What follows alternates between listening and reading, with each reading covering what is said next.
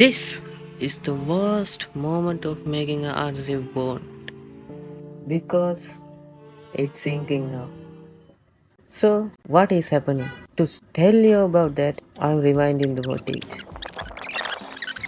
This is my homemade RC boat that I built in previous video. But today is the day we're gonna test it in this massive river. I think it's a good idea to test it in this small tank we have tested in the river. I think you saw it. It is sinking. So, order to change it, I'm attaching two bottles to the sides of it so it can float. Order to do that, first I remove the labels and then I'm drilling some holes for the tie clips and adding hot glue on it and attach it. So it's final ready, we can test it again. Okay, it's floating nicely and smoothly. You can see it is working properly. So now is the time to test it in this massive river.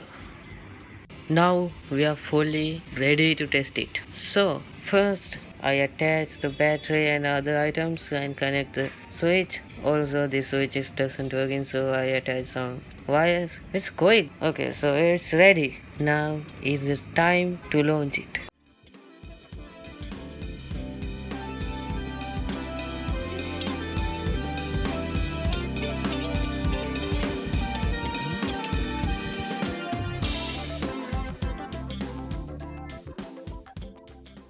In the first 3 seconds, it will be fun actually because it's pretty fast. But after the fun time, this happened. This is the worst moment of making RC boat. It doesn't working. The circuits all doesn't working. I don't know why. So this is the end. But fortunately, I saved the boat.